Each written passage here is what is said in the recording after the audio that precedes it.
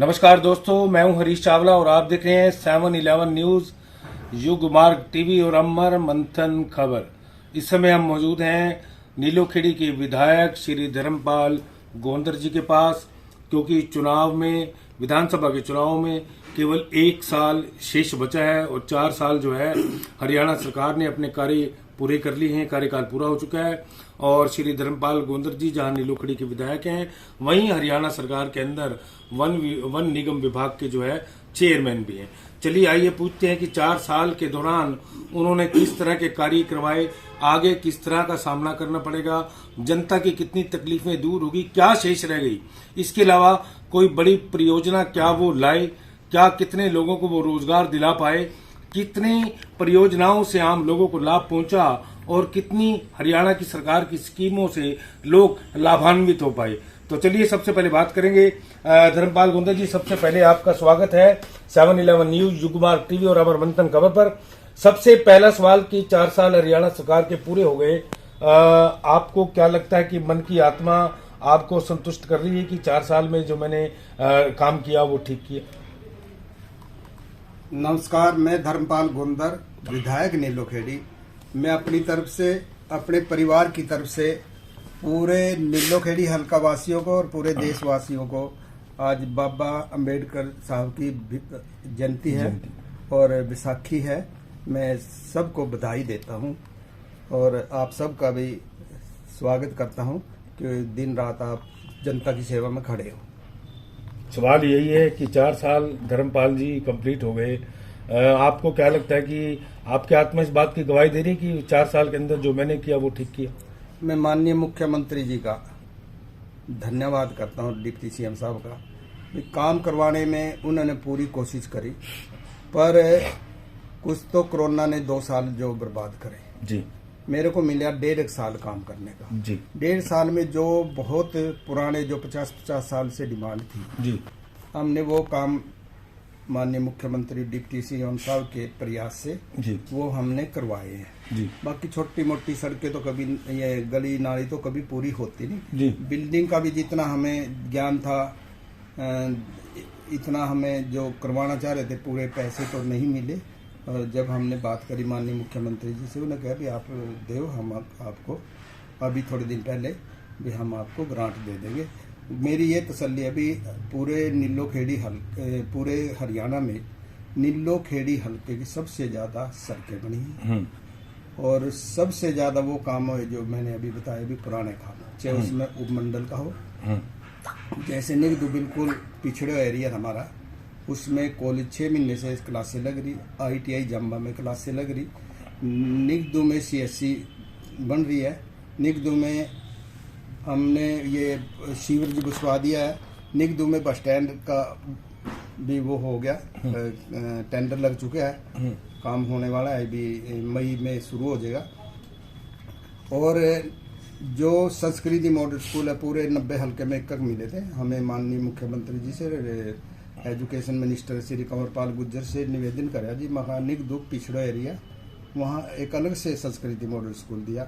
निगदू की बस 2.5 किलोमीटर की सड़क है, उस पर हम काफ़ी दिन से लग रहे, कभी उसमें कोई दिक्कत आ जाती है। कल भी हम मिल के आए हैं, EI साहब है यादव जी, उन्होंने पूरा आश्वासन दिलवाया हम जल्दी इसको करवा देंगे। पूरा स्टाफ लग रहा है यहाँ का PWD का भी जल्दी ये सड़क हो। निगदू में कोई हमारा काम पेंडिंग नहीं सड़क के सिवाय। दूसरा, निगदू में बिजली बोर्ड की बड़ी समस्या, बिजली विभाग की बड़ी समस्या थी, उनको नीलोखेड़ी आना पड़ता था, कहाँ रायसन है कहाँ खरसा रोड। वहाँ हमने SDO 1 अप्रैल 2022 को बिजली बोर्ड को बिठा दिया था। ऐसे निश्चल में दिक्कत थी पब्लिक हेल्थ की, करनाल आते थे बिल ठीक कराने या कनेक्शन के लिए, वहाँ भी पिछली बार हमने SDO पब्लिक हेल्थ वहाँ स्थापित करा दिया, वहाँ भी बैठा काफ़ी दिन से। और एक हमारा ब्लॉक था जो 47 साल से चिड़ाव गया था वो निशन का, काफ़ी MLA मंत्री पहले भी गए, फिर वो समय है हर एक चीज़ का जब बनना हो, तो हमने डिप्टी CM साहब से, मुख्यमंत्री जी से जैसे कहा, वो हमारा अब पिछले दिनों, 20 दिन पहले वहाँ BDO ऑफिस भी काम कर रहा है जी, नया बनवा लिया था। और रह गई हमारे नीलोखेड़ी की बात। नीलोखेड़ी में एक सड़क थी 12 फुट की, जो GT रोड से पॉलिटेक्निक गुरुद्वारा साहब अनाज मंडी के उससे आगे जाती थी, उसको हमने जितनी भी थी वो पूरी चौड़ी कराई। अब वहाँ के लोगों को उसकी कोई दिक्कत नहीं। नीलो खेड़ी की दो ही समस्या रह रही है, एक तो किसान बस्ती की, वो हम 2 महीने के अंदर अंदर भगवान ने चाहे बनवा देंगे। एक हमारी काली माता मंदिर है, उसके सामने हमने न पुल दे रखा है। वैसे मैं बताना नहीं चाह रहा, जो कोई हमारे काम में रुकावट आती है तो मैं अब पूछ रहा तो बता ही देता हूँ। वो बाहर से बाहर उस सड़क से बड़े हैवी ट्रैफिक निकल जाए करेंगे, वो पुल बन जाता है तो सीएम साहब से वो डाउन होके आ गया। यदि वो पुल बन जाता है नीलो खेड़ी को, इसको बड़ी सौगात मिलेगी। दूसरी, मैंने माननीय मुख्यमंत्री जी से भी, वहाँ अधिकारियों से भी, यहाँ डीसी साहब से भी करना बात करी है। नीलो खेड़ी की जो जगह पड़ी है, दुर्भाग्य नीलो खेड़ी का, कभी तो राजधानी बननी थी हरियाणा पंजाब की, दुर्भाग्य है। चलो अब तो मैं माननीय मुख्यमंत्री जी का, डिप्टी सीएम साहब का इस करके धन्यवाद कर रहा हूँ। पहली बार उन्होंने इसको उपमंडल की सौगात दी है। तो नीलो खेड़ी में जो जगह है वहाँ से प्रेस चलेगी, गवर्नमेंट प्रेस थी, कई ऑफिस चले गए। एजुकेशन में तो सबसे आगे था नीलो खेड़ी। जिसने पॉलिटेक्निक नीलो खेड़ी में बच्चे ने एडमिशन ले लिया तो उसके माँ बाप ये समझे थे भी इसको तो सर्विस मिलनी है, इतना अच्छा इंस्टीट्यूट था ये।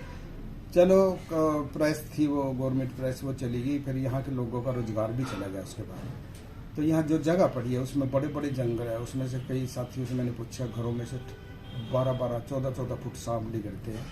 मैंने ये लिख के दिया भी इसका जगह का ये बता दिया, कितनी सेंटर की है, कितनी अपने पंचायत की है, कितनी नगर पालिका की है, कितनी कस्टोडियन की है, उसका काम चल रहा है। जल्दी वो कंप्लीट हो जाएगा। तो हम यही सोचे वहाँ कोई प्रदूषण रहित ऐसा कोई कारखाना से लगाया जाए जिसमें वहाँ के लोगों को रोजगार मिल सके। अच्छा, एक तरावड़ी का कॉलेज स्टार्ट हो गया। तरावड़ी का कॉलेज 12 करोड़ का था जी, 12 करोड़ में बनना था। जब मैं आया तो वहाँ 2 करोड़ उन्होंने पहले ले लिए उसमें, मेरे आने से पहले। तो फिर उसके बाद यहाँ अधिकारी आए, कह रहे जो तरावड़ी का जो कॉलेज है वो अधूरा पड़े, यदि हमें 4 करोड़ रुपए मिल जाए तो हम उसका उद्घाटन करा देंगे और वहाँ बच्चे पढ़ने लग जाएंगे।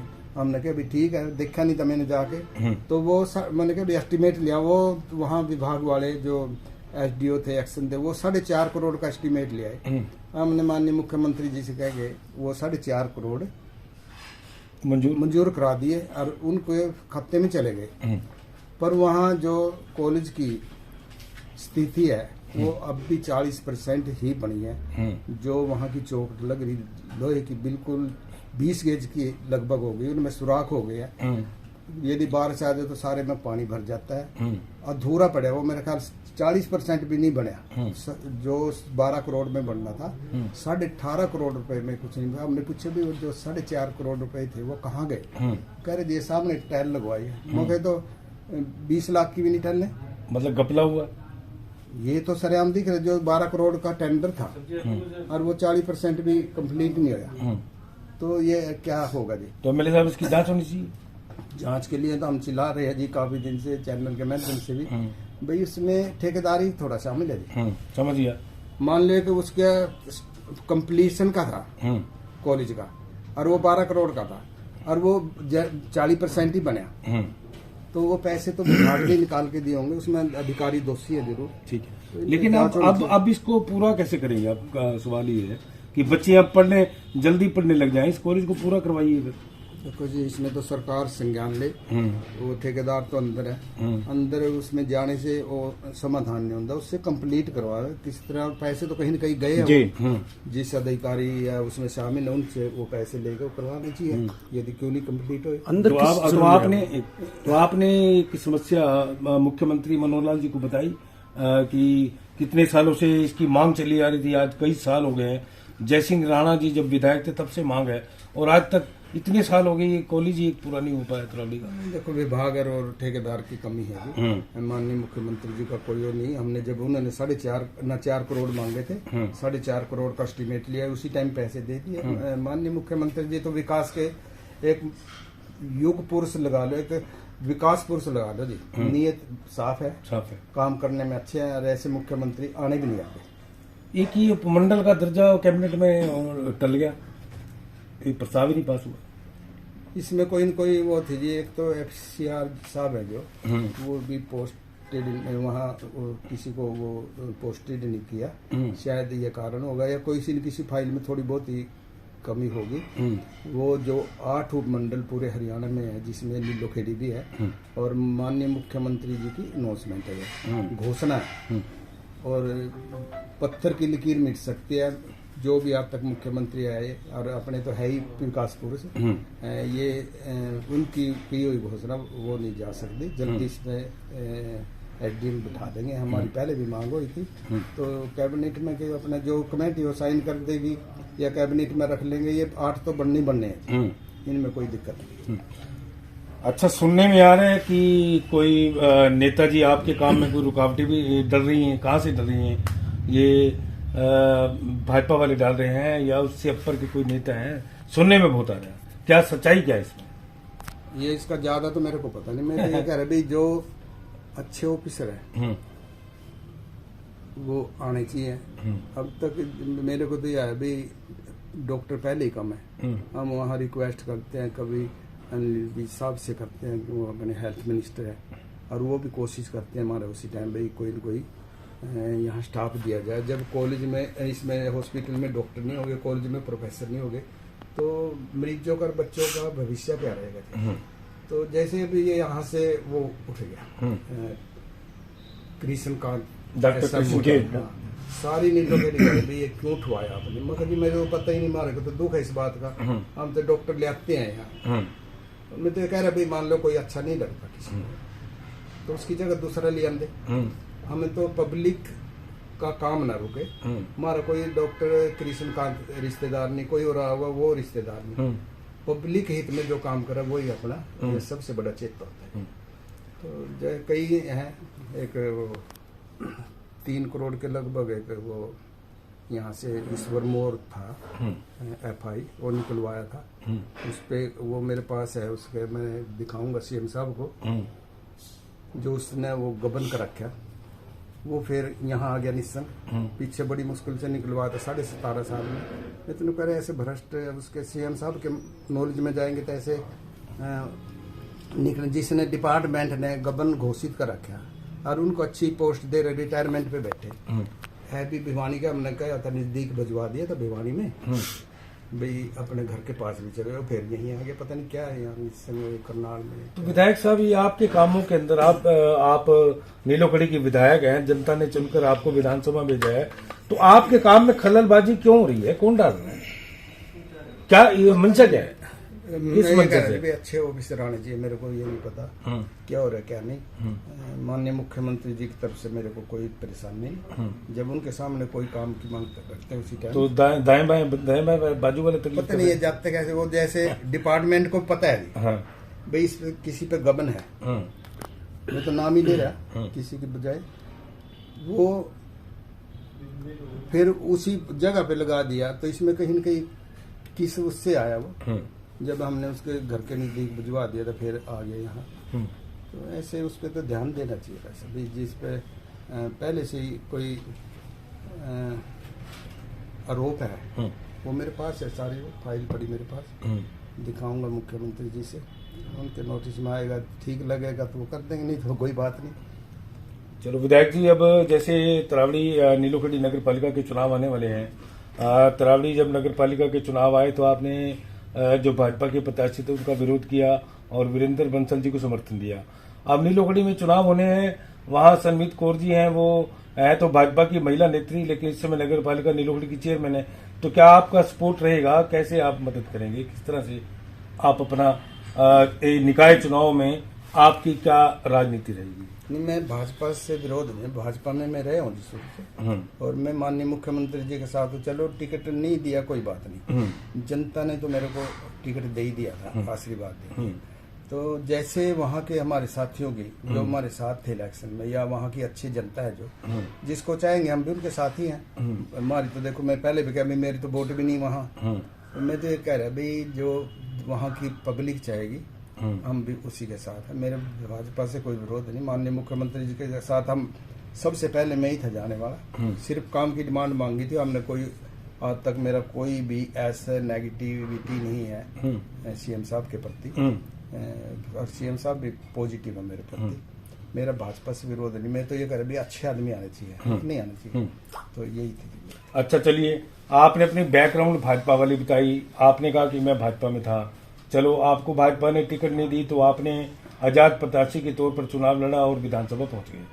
अब जब 2024 के अंदर विधानसभा चुनाव आएंगे तो क्या भाजपा की टिकट लेने के इच्छुक रहेंगे? किस तरह से आप आजाद लड़ेंगे? अभी क्या स्ट्रेटजी आपने बनाई है, क्या रणनीति है? देखो, मैं एक गरीब परिवार से हूँ जी, और हमारी कहीं ऊपर तक पहुंच है नहीं, कहीं से हमें टिकट वैसे दे दे। पार्टी बड़ी पार्टी है, वो पता नहीं टिकट देंगे या नहीं देंगे, हमने कोई ऐसा काम तो नहीं करा।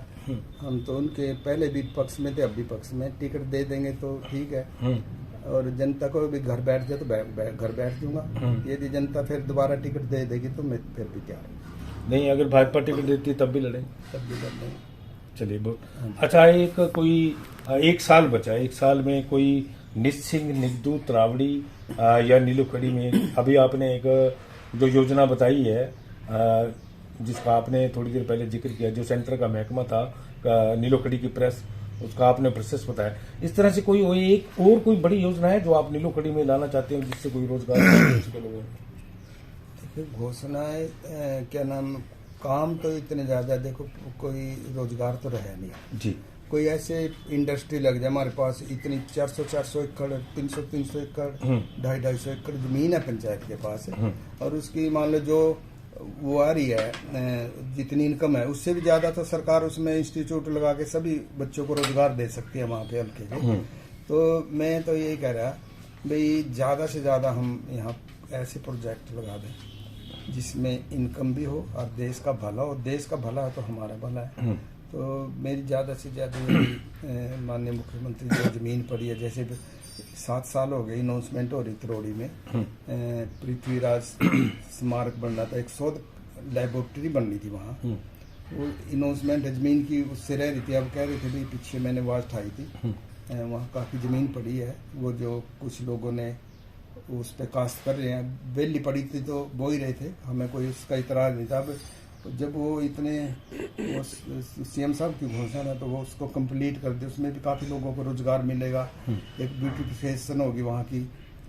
तो ऐसे काफ़ी काम है जी मेरे मन में, तो है भी हर ब्लॉक में, हर 4 कस्बे हमारे, निस्संग, त्रोड़ी, नीलोखेड़ी, निगदू, यहाँ कोई ऐसा रोजगार वाला कारखाना लग जाए, बुनाई का कुछ भी है, किसी भी तरह का है, कोई इंडस्ट्री है जिसमें प्रदूषण रहित हो, तो वहाँ के लोगों का भला हो सके, आगे आने वाले जो बच्चे हैं वो नशे से बच सके। काम होगा तो जब काम में जाएंगे तो वो आवारागर्दी से, या जब बेल्ले बैठेंगे तो वो क्या करेंगे? बच्चे परेशान तो होंगे सोच सोच के। उनका काम हो तो देश का भी काम चलेगा और उनका भी काम चलेगा। अच्छा, एक आखिरी सवाल ये है कि कांग्रेस का बड़ा हरियाणा में बड़ा शोर है कि कांग्रेस पार्टी जो है इस समय लोगों के बीच जाके पार्टी का प्रचार कर रही है। कांग्रेस ये दावा कर रही है कि आने वाले समय में सरकार जो है कांग्रेस बनेगी। आप आजाद विधायक हैं और सरकार को आपका समर्थन है, मनोहर सरकार को। क्या लगता है कि कांग्रेस और भाजपा के बीच में फाइट रहेगी या मनोहर अपनी सरकार फिक्स बनाएंगे? लेकिन जनता के सामने कोई पार्टी में नहीं करती जी, जनता ही पार्टी बनाती है जी। ये तो देखो भी क्या उस टाइम होगा। सीएम साहब ने, मनोहर सरकार ने कोई ऐसा काम नहीं किया भी जिसमें किसी पे धक्काशाही हुई हो या कोई विकास ना कराया हो। जहाँ कांग्रेस के विधायक है, दूसरे उसके हैं, कोई उसमें भेदभाव नहीं रखा गया, सभी जगह सेम बराबर। जैसे 25 करोड़ रुपए हर हल्के में, चाहे कांग्रेस का विधायक हो चाहे बीजेपी को, हर हल्के में 25 करोड़ रुपए दिए पीडब्ल्यूडी के 1 साल के। वो पहले तो दे ही रहे थे ज्यादा, तो ऐसा नहीं है, समान विकास करा रहे। जनता की मर्जी है जी, जनता के सामने कुछ भी। देखो, मैं भी आपको बताया गरीब परिवार से था और जनता ने 10-11 दिन में पार्टियां तो कांग्रेस की भी थी। यहाँ महंगाई, बेरोजगारी का असर पड़ेगा? देखो, उसमें तो कोई शक है नहीं, गरीब आदमी बिल्कुल पिस गया। हम घरों में जाते हैं, गांव में जाते हैं, कई जगह ना मेरा भी मतलब रोना ही आ जाएगा। 3-3 फुट गहरे मकान में बुजुर्ग है, आगे उसके बेटा बहू है, आगे उनके 2-2, 3-3 बच्चे हैं, 7-7, 8-8 आदमी है, काम है नहीं, रोटी खाने के लिए मजबूर हो रहे हैं। मैं यही कह रहा भाई हमारे यहाँ जो जगह पड़ी इसमें माननीय मुख्यमंत्री जी कुछ छोटे मोटे कारखाने लगा दे, उनका काम चल जाए, यही मेरी प्रार्थना है।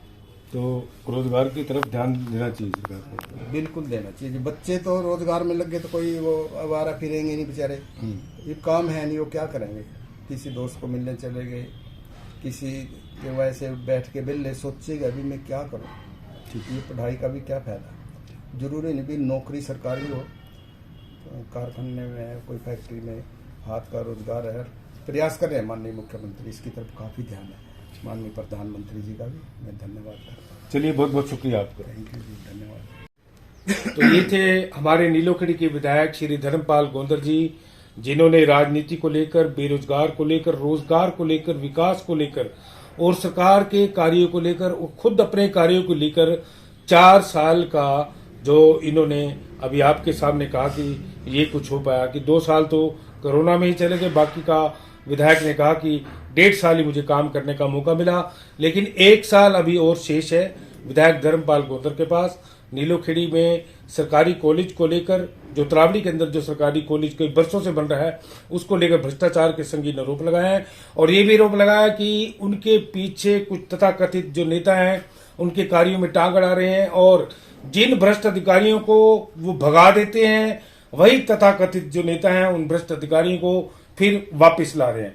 मुख्यमंत्री मनोहर लाल को उन्होंने भला, ईमानदार, कर्मठ और प्रदेश का एक संत महात्मा बताते हुए एक उपाधि दी है और कहा है कि उनकी नीति और नीयत में कोई खोट नहीं है, चाहे वो कांग्रेस का विधायक है, चाहे मैं आजाद हूं या बीजेपी का।